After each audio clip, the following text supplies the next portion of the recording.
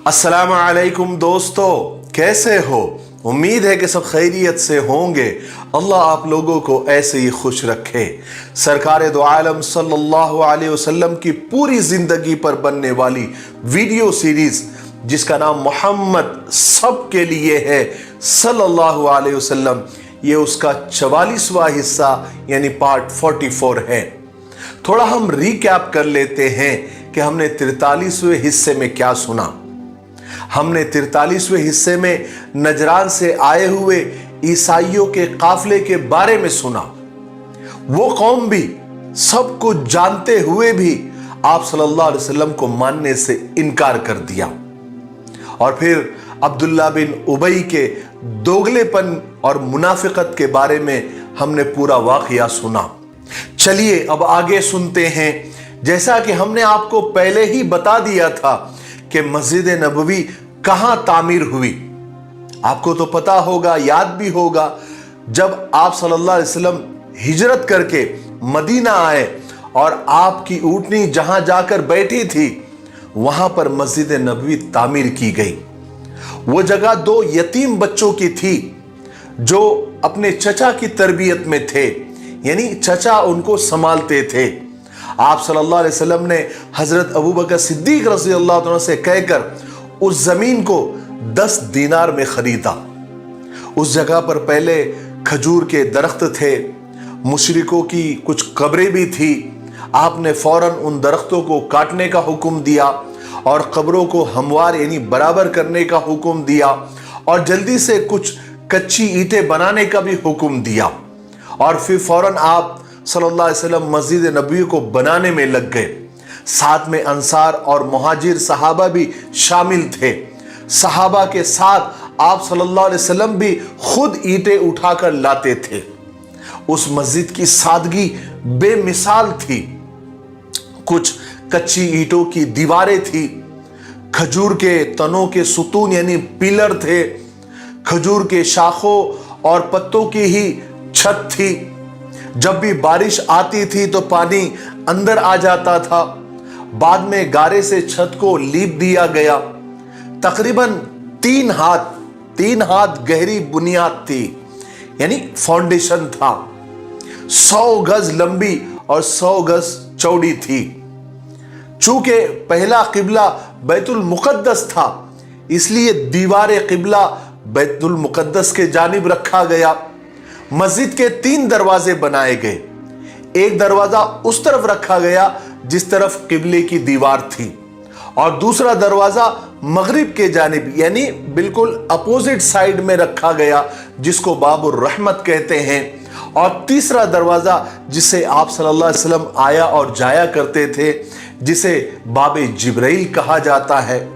जब आप सल्लल्लाहु अलैहि वसल्लम मस्जिद की तामीर से फारिग हुए तो आप सल्लल्लाहु अलैहि वसल्लम ने अपनी अज़वाज मुतहरात यानी अपनी बीवियों के लिए हुजरे यानी घर बनाए। एक हुजरा अम्मा जान हजरत सौदा बिनते ज़मा के लिए और दूसरा हुजरा अम्मा जान हजरत आयशा रज़ी अल्लाह तआला अन्हा के लिए। बाकी हुजरे जरूरत के एतबार से बनाए गए। मस्जिद को लगकर ही हारिसा बिन नौमान अंसारी के कुछ मकानात थे। जब भी आप सल्लल्लाहु अलैहि वसल्लम को जरूरत पड़ती थी, हजरत हारिसा आपको वो नजर कर देते थे, यानी हदिया कर देते थे। हुजरे क्या थे? गरीबी, मुफलिसी, ज़ुहद और क़नाअत की तस्वीरें थी। अक्सर हुजरे खजूर की शाखों और कुछ कच्ची ईंटों के थे। दरवाजे पर हमेशा कंबल और टाट के पर्दे लटके हुए रहते थे।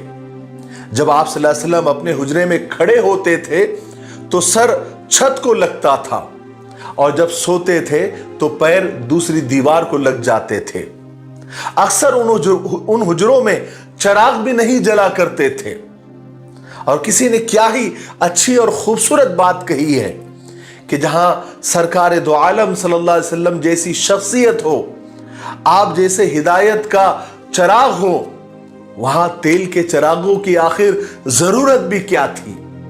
मदीना में मुसलमानों के मुनाफिक दुश्मनों का इमाम तो अब्दुल्ला बिन उबई था और मुशरिक दुश्मनों का इमाम अबू आमिर औसी था। कबीले औस के वो लोग जो अब तक मुशरिक थे, उनमें सबसे आगे आगे अबू आमिर था। अबू आमिर एक बड़ा सरदार था, सब लोग उसकी बात मानते थे। मगर वही हुआ उसके साथ भी जो अब्दुल्ला बिन उबई के साथ हुआ। जब रसूल पाक सल्लल्लाहु अलैहि वसल्लम मदीना तशरीफ लाए तो कबीले औस के लोग तेजी के साथ इस्लाम की तरफ खींचे चले आए। औस के लोग बढ़ चढ़कर मुसलमान होना शुरू हो गए।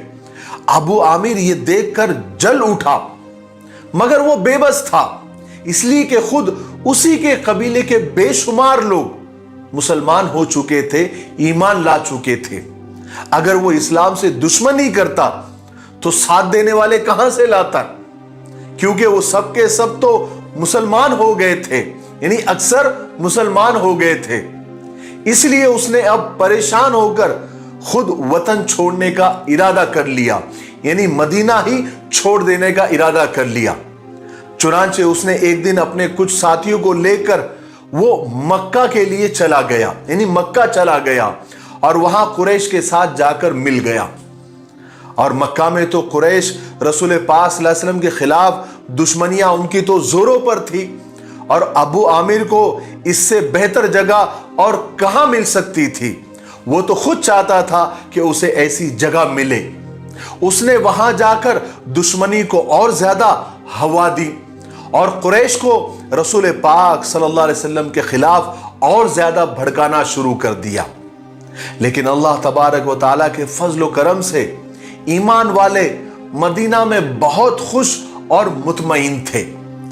अंसारी और मुहाजिर सहाबा दोनों एक दूसरे में ऐसे घुले मिले रहते थे जैसे आपस में वो सगे भाई हो। और ये सब रसूल पाक सल्लल्लाहु अलैहि वसल्लम की उस पाक तालीम का असर था जो आप दुनिया में लेकर आए थे, कि सारे इंसान आपस में भाई भाई है और बराबर है। ना कोई रुपये पैसों की वजह से बड़ा है, ना जात पात की वजह से बड़ा है, बल्कि बड़ा तो वो है जो अल्लाह की इबादत ज्यादा करता है, दूसरों के दुख दर्द में शरीक होता है, अमीर और गरीब के साथ मोहब्बत से पेश आता है और बेकसों की मदद करता है। जब रसूल पाक सल्लल्लाहु अलैहि वसल्लम हिजरत करके मदीना में तशरीफ ले आए तो हर कबीले, हर बस्ती के ईमान वाले मुसलमान खिंचकर मदीना में सिमट आए। उनमें तो बहुत सारे ऐसे थे जो सब कुछ छोड़कर आप सल्लल्लाहु अलैहि वसल्लम की खिदमत में चले आए थे, और उनमें बहुत सारे ऐसे थे कि उनके पास तो कुछ था ही नहीं।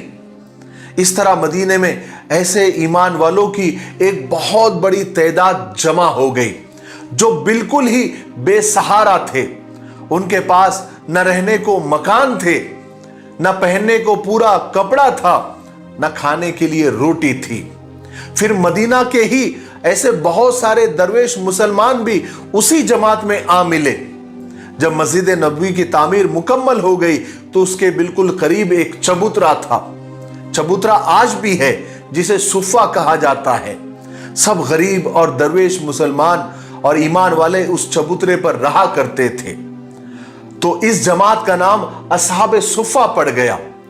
मुसलमान उनको इस्लाम का मेहमान कहा करते थे, उनकी पूरी खबरगिरी किया करते थे, और उनकी दरवेशी का, उनकी गरीबी का, उनकी मुफलिसी का ये हाल था कि बहुत सौ के बदन पर तो ढांपने के लिए सिर्फ एक कपड़ा ही था, यानी जिससे वो बदन ढांपते थे या पहनते थे तो सिर्फ घुटनों तक पहुंचती थी। शुरू शुरू में रसूल पाक सल्लल्लाहु अलैहि वसल्लम उन्हें रोजाना खजूरें इनायत फरमाया करते थे, यानी खजूरें दिया करते थे। फिर आप सल्लल्लाहु अलैहि वसल्लम ने रोजाना अलग अलग सहाबा के साथ उनको घरों पर खाना खाने के लिए भेजा करते थे। आवाज लगाया करते थे कि कोई है इनको आज घर पे खाना खाने के लिए लेकर जाएगा। फिर सहाबा अपने अपनी हैसियत के मुताबिक हाथ उठाते थे। कोई 2 लोगों को ले जाता था, कोई 4 लोगों को ले जाता था, कोई 10 लोगों को ले जाता था। इसी तरीके से आप सल्लल्लाहु अलैहि वसल्लम उनको तालीम भी दिया करते थे, और वो दुनिया का सबसे पहला मदरसा था। इसके अलावा चूंकि इस्लाम ने सारे लोगों के दिल एक करके ان کے درمیان ہمدردی پیدا کر دی تھی۔ اس لیے انصاری اور مہاجر صحابہ خود ان اسلام کے مہمانوں کا پورا خیال رکھتے تھے۔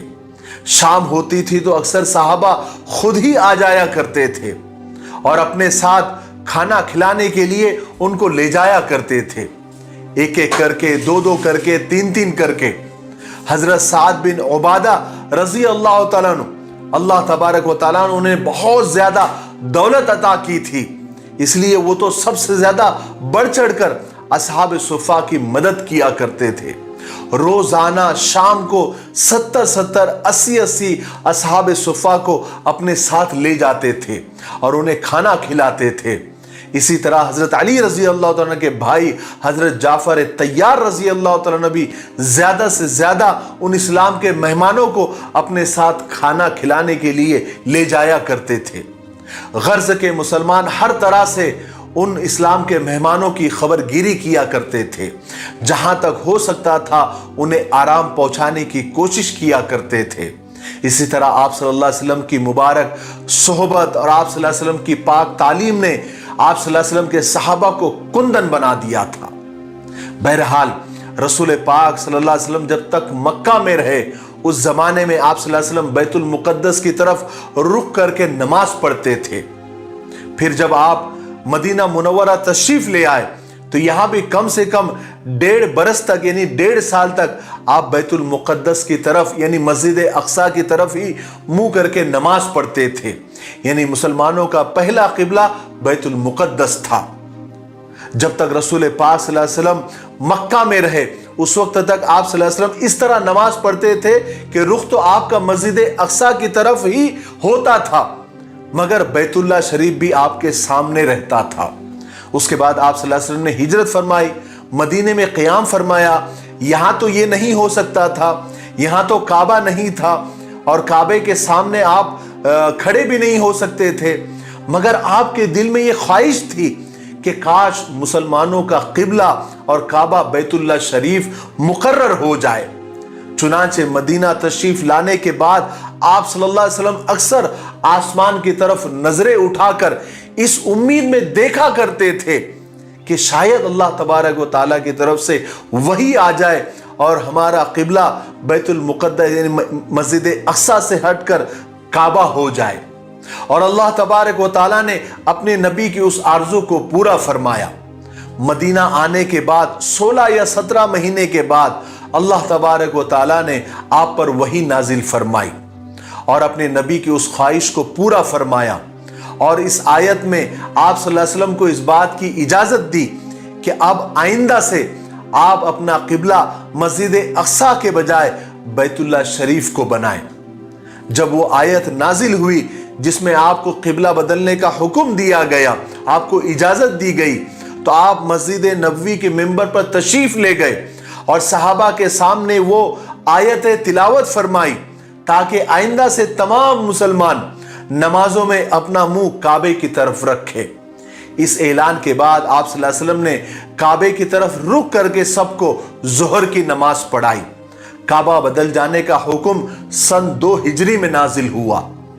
اس وقت تک اللہ تبارک و تعالیٰ نے اس امت پر رمضان کے روزے فرض نہیں فرمائے تھے، یہ حکم بھی اسی سال ہوا۔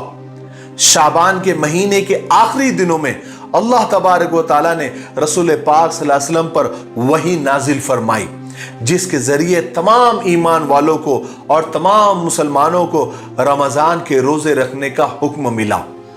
اس سے پہلے رسول پاک صلی اللہ علیہ وسلم صرف یوم عاشورہ یعنی 10ویں محرم کے روزے رکھا کرتے تھے، اور یہی حکم اللہ کے رسول صلی اللہ علیہ وسلم نے تمام مسلمانوں کو دے رکھا تھا، اور سب یوم عاشورہ کا ہی یعنی محرم کے 10ویں تاریخ کا ہی روزہ رکھا کرتے تھے۔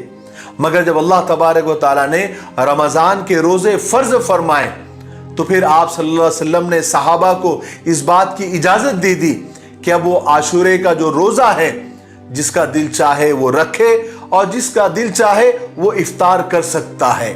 پھر اللہ تبارک و تعالیٰ نے نماز عید اور صدقہ فطر کا حکم نازل فرمایا، उसके बाद फिर वही के जरिए अल्लाह तबारक व तआला ने बकरीद की नमाज और कुर्बानी का हुक्म नाजिल फरमाया। इस वक्त पर ये सब अहकामात इसलिए नाजिल हो रहे थे क्योंकि रसूल पाक सल्लल्लाहु अलैहि वसल्लम को मदीना तशरीफ लाए अब काफी अरसा गुजर गया था और तकरीबन सभी मुहाजिर सहाबा मदीना में आकर बस चुके थे और उनके रहने सहने का और मकानों का इंतजाम भी हो गया था और अंसारी मुसलमानों ने अपने मुहाजिर भाइयों की अपनी हैसियत के मुताबिक उनकी खिदमत भी की थी और हर तरह से उनकी मदद भी की थी। इसलिए आहिस्ता आहिस्ता अल्लाह तबारक व तआला की तरफ से इस्लामी अहकामात नाजिल होते जा रहे थे। अब इबादतों में नमाज, ज़कात और रोजे फर्ज हो चुके थे और इंतजामात में हलाल और हराम के बहुत सारे अहकामात भी आ चुके थे और मुजरिमों की सजाएं भी तय हो चुकी थी। मगर अभी तक नमाज के लिए अजान देने का क्या तरीका हो यह अभी तक शुरू नहीं हुआ था। जब भी नमाज का वक्त हो जाता था तो मुसलमान खुद ही मस्जिद नबवी में जमा हो जाया करते थे और नमाज अदा कर लिया करते थे। रसूल पाक सल्लल्लाहु अलैहि वसल्लम भी अक्सर इस बात पर गौर फरमाते थे कि क्या तरीका हो। पहले आप सल्लल्लाहु अलैहि वसल्लम ने इरादा फरमाया कि इस मकसद के लिए यहूदियों की तरह बौक को बजवा दिया जाए। बौक एक बैंड की तरह होता है जो मुंह से बजाया जाता है, उसकी आवाज बहुत दूर तक पहुंचती है। जब यहूदी उनका नमाज का वक्त आता था तो वही बजाया करते थे। रसूल पाक सल्लल्लाहु अलैहि वसल्लम ने भी बौक बजाने का इरादा किया मगर फिर आप सल्लल्लाहु अलैहि वसल्लम को यह बात पसंद नहीं आई। फिर आप सल्लल्लाहु अलैहि वसल्लम ने इरादा किया कि ईसाइयों की तरह नाखूस का इस्तेमाल किया जाए। इस राय को तमाम ईमान वालों ने पसंद भी कर दिया और फिर यह तय हो गया कि नाखूस तैयार किया जाएगा और नाखूस तैयार करने का काम हजरत उमर फारूक रजी अल्लाह तआला को सौंपा गया। मगर इसी दौरान हजरत अब्दुल्ला बिन जैद रजी अल्लाह तआला ने ख्वाब में देखा कि एक शख्स सब्ज कपड़े पहने हुए कहीं जा रहा है और उसके हाथ में नाकूस है। तो हजरत अब्दुल्ला ने उससे पूछा कि ए भाई, क्या तुम ये नाकूस बेचते हो, मुझे बेचोगे? तो उस आदमी ने जवाब में पूछा कि तुम इसका क्या करोगे? तो इन्होंने जवाब दिया कि हम इसके जरिए नमाज का ऐलान किया करेंगे। उसने कहा कि मैं तुम्हें इससे अच्छा तरीका न बतला दूं? इन्होंने पूछा कि वो क्या है? उसने कहा कि जब भी नमाज का वक्त हो जाए तो तुम ये अल्फाज बुलंद आवाज में कहा करो, अल्लाहु अकबर, अशहदु अल्ला इलाहा इल्लल्लाह, अशहदु अन्ना मुहम्मद रसूलुल्लाह, यानी पूरी अजान पढ़कर सुनाई। हजरत अब्दुल्ला रजी अल्लाह तआला अन्हु जल्दी से उठकर हुजूर पाक सल्लल्लाहु अलैहि वसल्लम की खिदमत में हाजिर हुए और अपना ख्वाब सुनाया और वो अल्फाज भी दोहराए जो ख्वाब में उस शख्स ने कहे थे। बस ये बातें चल ही रही थी कि हजरत उमर रजी अल्लाह तआला अन्हु भी जल्दी जल्दी वहां पहुंचे और कहा कि मैंने भी यही ख्वाब देखा है और ख्वाब में मुझे भी यही अल्फाज सुनाए गए हैं जो अब्दुल्ला ने ख्वाब में सुने हैं। अल्लाह के रसूल सल्लल्लाहु अलैहि वसल्लम ने फरमाया कि ये ख्वाब सच्चा है, सच्चा ख्वाब है। और हजरत बिलाल रजी अल्लाह तआला को बुलाया। चूंकि हजरत बिलाल रजी अल्लाह तआला की आवाज आप सल्लल्लाहु अलैहि वसल्लम को बेहद पसंद थी, बहुत बुलंद भी थी, बहुत दर्द भरी भी थी और बहुत मीठी भी थी, तो अजान की खिदमत हजरत बिलाल रजी अल्लाह तआला को दे दी गई। और इस तरह अल्लाह तबारक व तआला ने एक सच्चे ख्वाब के जरिए तमाम ईमान वालों को अजान के अल्फाज सिखा दिए, अजान सिखा दी। और ये सबसे बड़ी खिदमत, सबसे बड़े खुशनसीब हजरत बिलाल रजी अल्लाह तआला के जिम्मे आई। मस्जिद नबी को लगकर ही बनी नज्जार की एक औरत का मकान सबसे ऊंचा था। हजरत बिलाल रजी अल्लाह तआला रोजाना उस मकान की छत पर चढ़ जाते थे और अपनी बुलंद आवाज में अजान दिया करते थे। सुभान अल्लाह। आज के लिए इतना काफी है, इसलिए अब हम यहीं पर रुकते हैं क्योंकि वीडियो अब ज्यादा लंबा हो रहा है। आने वाले 45वें हिस्से में यानी पार्ट 45 में हम आगे के वाकयात सुनेंगे। हम बढ़ रहे हैं जंग बदर की तरफ, लेकिन उससे पहले जंग बदर के रीजन क्या थे, वजूहात क्या थी, वजह क्या थी, कारण क्या थे, क्यों जंग बदर हुई, हम पहले उसको सुनेंगे। उसके बाद जंग बदर का तफसीली वाक़या आपके सामने हम इंशाअल्लाह पेश करने की कोशिश करेंगे। तब तक आप इस सीरीज़ के वीडियोस को ज़्यादा से ज़्यादा शेयर करें और ज़्यादा से ज़्यादा लाइक करें और अच्छे अच्छे कमेंट्स करें, ताकि ये वीडियोस सजेशन में आए और नए नए लोग इसको देखें। और माशाअल्लाह ये काम आप लोग बखूबी कर रहे हैं। अल्लाह तबारक व तआला आपको जज़ाए खैर अता फरमाए और अल्लाह ताला आपको खुश रखे। और अभी थोड़े ही दिनों में क्विज़ कंपटीशन यानी सवाल और जवाब का इनामी मुकाबला भी शुरू होने वाला है। इसलिए इन वीडियोस को आप गौर से देखें। जो बातें आपको ऐसी लग रही है इसको नोट कर लेनी चाहिए, तो आप नोट भी कर ले, ताकि ये चीज़ें आपके काम आए और इसकी दावत भी चलाए और ज़्यादा से ज़्यादा लोगों को इस कंपटीशन में हिस्सा लेने के लिए आप तैयार करें। क्योंकि एंट्री फ्री है, कुछ भी भरना नहीं है, सिर्फ आपको सवाल के जवाब देने हैं और इन पार्ट्स को गौर से देखना है, ताकि हमारी मालूमात में इजाफा हो और हमारे अमल में भी इजाफा हो। ठीक है, इंशाअल्लाह आप करेंगे, मुझे पूरी अल्लाह तबारक व तआला की ज़ात से उम्मीद है। तब तक मेरे लिए, पूरी उम्मत के लिए और पूरी इंसानियत के लिए खैर और भलाई की दुआ करते रहे। अस्सलामु अलैकुम व रहमतुल्लाहि व बरकातुहू।